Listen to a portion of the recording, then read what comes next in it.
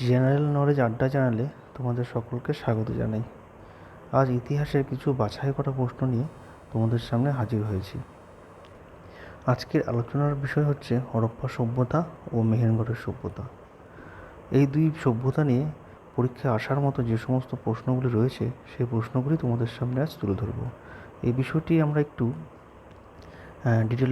ডিটেলসে আলোচনা করে নেব, যাতে তোমাদের বিষয়টি মনে থাকে এবং এখান থেকে যাতে কোনো কোশ্চিন আসলে তোমরা উত্তর দিয়ে আসতে পারো। তো শুরু করা যাক আজকের টপিকস, হরপ্পা সভ্যতা ও মেহেরগড়ের সভ্যতা। প্রথমে আলোচনা করব হরপ্পা সভ্যতা নিয়ে। তো প্রথম প্রশ্ন, 1922 খ্রিস্টাব্দে দয়ারাম সাহানি হরপ্পা নগরী ও রাখালদাস বন্দ্যোপাধ্যায় মহেঞ্জোদড়ো নগরী আবিষ্কার করে। এখান থেকে আমরা তিনটি প্রশ্ন পেয়ে যাচ্ছি। সেই প্রশ্নগুলি হলো যে হরপ্পা নগরী কে আবিষ্কার করে? উত্তর হবে দয়ারাম সাহানি। মহেঞ্জোদড়ো নগরী কে আবিষ্কার করে? উত্তর হবে রাখালদাস বন্দ্যোপাধ্যায়। এখান থেকে আরেকটি প্রশ্ন হচ্ছে যে হরপ্পা নগরী রাখালদাস বন্দ্যোপাধ্যায় কত খ্রিস্টাব্দে আবিষ্কার করেছিলেন? 1922 সালে। তাহলে এই প্রশ্নটি থেকে আমরা তিনটি প্রশ্ন পেয়ে গেলাম, যে প্রশ্নগুলি খুবই ইম্পর্টেন্ট, পরীক্ষাতে আসতে পারে। দ্বিতীয় প্রশ্ন হচ্ছে হরপ্পা সভ্যতার সময়সীমা হলো 3000 খ্রিস্টপূর্বাব্দ থেকে 1500 খ্রিস্টপূর্বাব্দ পর্যন্ত। পরের প্রশ্ন, হরপ্পা ও মহেঞ্জোদড়ো শহর দুটির মধ্যে দূরত্ব হচ্ছে 483 কিলোমিটার। ঠিক আছে, এটাও একটা ইম্পর্টেন্ট প্রশ্ন। পরের প্রশ্ন, হরপ্পা সভ্যতা ছিল অতি উন্নত ও নগরকেন্দ্রিক সভ্যতা। ঠিক আছে। পরের প্রশ্ন, মহেঞ্জোদড়োতে একটি বিশাল স্নানাগার আবিষ্কৃত হয়েছে। তো এখানে একটি প্রশ্ন আসতে পারে যে মহেঞ্জোদড়োতে কী আবিষ্কৃত হয়েছে? তখন বলতে হবে যে একটি বিশাল স্নানাগার আবিষ্কৃত হয়েছে। পরের প্রশ্ন, হরপ্পা সভ্যতায় একটি শস্যাগার পাওয়া গেছে। ঠিক আছে। পরের প্রশ্ন, হরপ্পার আদিবাসীরা তামা, ব্রোঞ্জ ও সীসার ব্যবহার জানত। এখান থেকে যে প্রশ্নটি আসতে পারে সেটি হলো যে হরপ্পার অধিবাসীরা কোন কোন ধাতুর ব্যবহার জানত?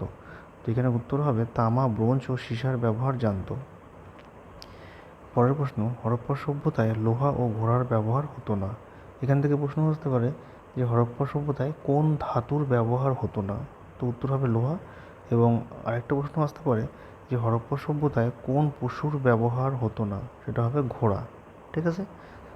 এই জন্যই আমি এই বিষয়টি একটু ডিটেলসে আলোচনা করছি, যাতে তোমাদের এখান থেকে সব প্রশ্নগুলি করতে পারো। হরপ্পা কথাটির অর্থ হচ্ছে পশুপতির খাদ্য ও মহেঞ্জোদড়ো কথাটির অর্থ হচ্ছে মৃৎস্তূপ। এখান থেকে দুটি প্রশ্ন আসতেই পারে এবং অনেক পরীক্ষাতেও এসেছে যে হরপ্পা কথাটির অর্থ কী এবং মহেঞ্জোদড়ো কথাটির অর্থ কী। ঠিক আছে। হরপ্পা সভ্যতা তাম্রপ্রস্তর যুগের সভ্যতা। এই প্রশ্নটি খুব ইম্পর্টেন্ট যে হরপ্পা সভ্যতা কোন যুগের সভ্যতা? তাম্রপ্রস্তর যুগের সভ্যতা। পরের প্রশ্ন, হরপ্পা সভ্যতার প্রধান বন্দর গুজরাটের লুথালে অবস্থিত। এখান থেকে একটি প্রশ্ন আসতে পারে যে হরপ্পা সভ্যতার প্রধান বন্দর কোথায় অবস্থিত? তো উত্তর হবে গুজরাটের লুথালে অবস্থিত। এটি বিশ্বের প্রাচীনতম বন্দর। ঠিক আছে। হরপ্পার সঙ্গে সম্ভবত মিশর, মেসোপটেমিয়া, সুনাম প্রভৃতি অঞ্চলের বাণিজ্য চলত। তো এখান থেকে একটি প্রশ্ন আসতে পারে যে বলা যেতে পারে যে হরপ্পার সঙ্গে কোন কোন শহরের বাণিজ্য চলত? উত্তর হবে মিশর, মেসোপটেমিয়া ও সুনামের। মুদ্রার অভাবে মূলত পণ্য বিনিময়ের মাধ্যমে বাণিজ্য হতো। তো এখানে একটা প্রশ্ন আসতে পারে যে হরপ্পা সভ্যতায় কিসের বিনিময়ে বাণিজ্য হতো? তো উত্তর হবে পণ্য বিনিময়ের মাধ্যমে বাণিজ্য হতো। পরের প্রশ্ন, এখানে একটু তোমরা কারেকশন করে নেবে, যে লেখা যে হিন্দু, সেটা হিন্দু নয়, সেটা সিন্ধু হবে। তো সিন্ধু বা হরপ্পা লিপি আসলে ছিল একটা চিত্রলিপি। এটি ডান দিক থেকে বাঁ দিকে পড়া হতো। ঠিক আছে। তো এখানে একটা প্রশ্ন আসতে পারে যে হরপ্পা সভ্যতায় যে লিপি ছিল সেই লিপি কোন দিক থেকে কোন দিকে পড়া হতো? তো উত্তর হবে ডান দিক থেকে বাঁ দিকে পড়া হতো। সিন্ধু সভ্যতা ছিল একটি মাতৃকেন্দ্রিক সভ্যতা। এরপরের টপিকস, মেহেরগড়ের সভ্যতা। ভারতের প্রাচীনতম সভ্যতা মেহেরগড়ের সভ্যতা 1974 খ্রিস্টাব্দে পাকিস্তানের বেলুচিস্তানে আবিষ্কার হয়। তো এখান থেকে একটা গুরুত্বপূর্ণ প্রশ্ন যে ভারতের প্রাচীনতম সভ্যতা মেহেরগড়ের সভ্যতা কত খ্রিস্টাব্দে এবং কোথায় আবিষ্কৃত হয়?